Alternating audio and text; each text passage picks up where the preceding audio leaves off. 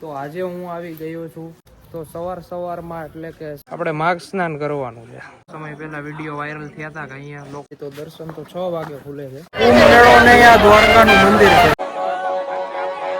સવારની પહેલી ધજા ફરકી ગઈ છે. બોલો દ્વારકાધીશની જય. દ્વારકાધીશ દર્શક મિત્રો, કેમ છો બધા? મજામાં ને?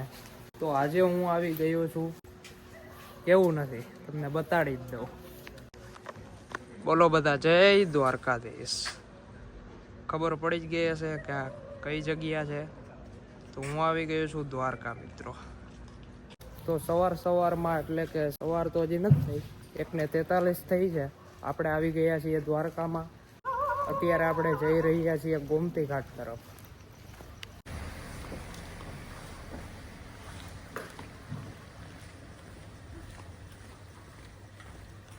આ સુદામા સેતુ છે, તમે જોઈ લ્યો. સુદામા સેતુ પણ આ વર્ષોથી આ બંધ છે. પેલો મોરબીનો પુલ તૂટ્યો ત્યારથી આ બંધ છે, હજી ચાલુ નથી કર્યો.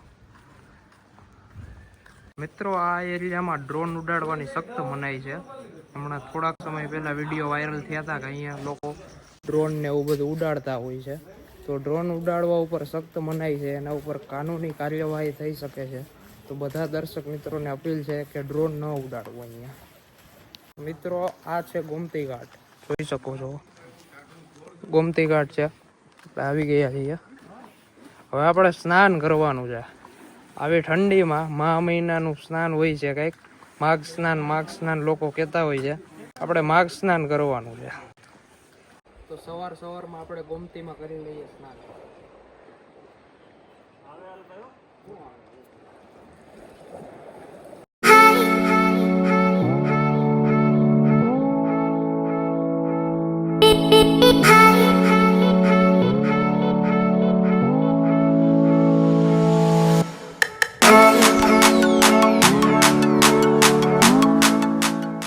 સવારમાં આપણે કરી લીધું છે સ્નાન, અને હવે આપણે જાશું દર્શન કરવા માટે.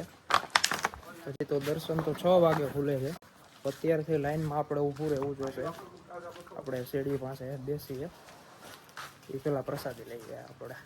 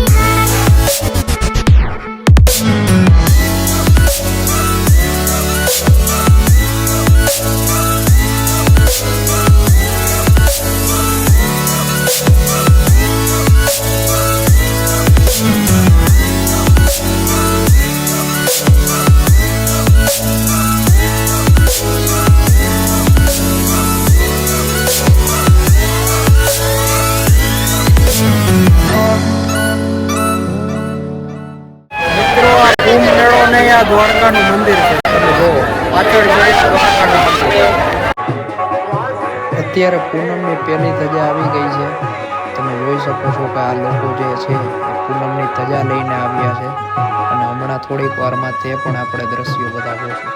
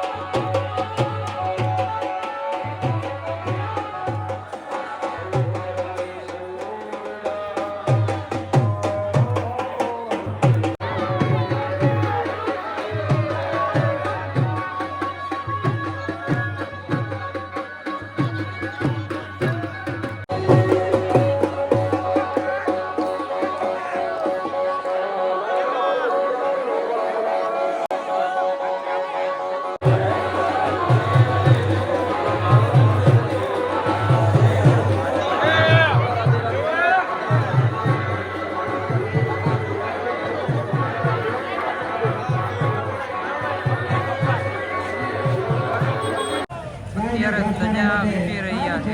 હવે નવી ધજા ચડશે એ તમને જોવા મળશે કે કઈ રીતના ધજા ચડે છે.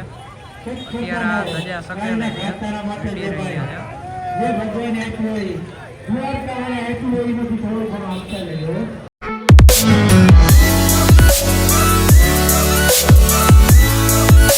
અત્યારે હવે નવી ધજા આવી ગઈ છે. થોડીક જ વારમાં ધ્વજારોહણ થઈ જશે.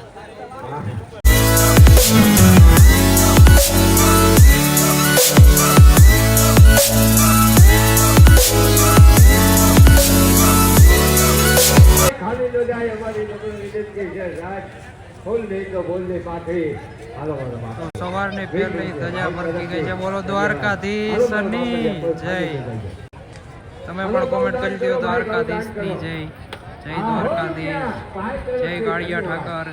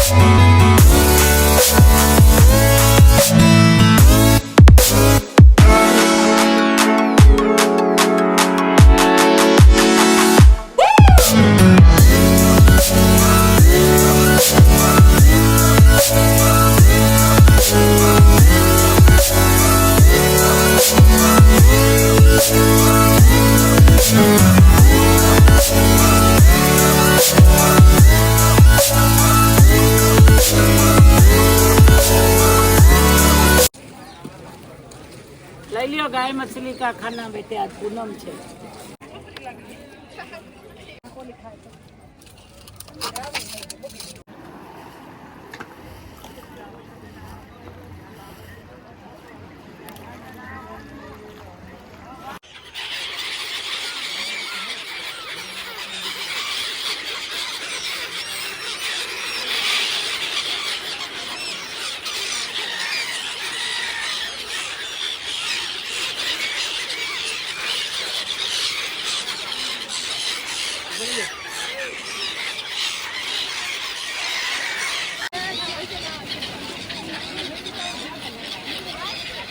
અહીંયા બોર્ડ મારેલું છે કે સ્નાન કરવાની મનાઈ છે, કારણ કે આ બહુ જ ઊંડું છે.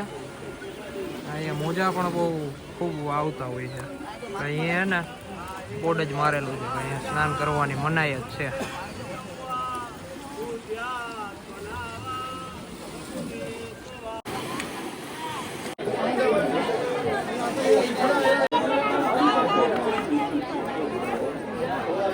તો બધા લોકો એમ કહે છે કે દર્શન અધૂરા રહેતા હોય છે.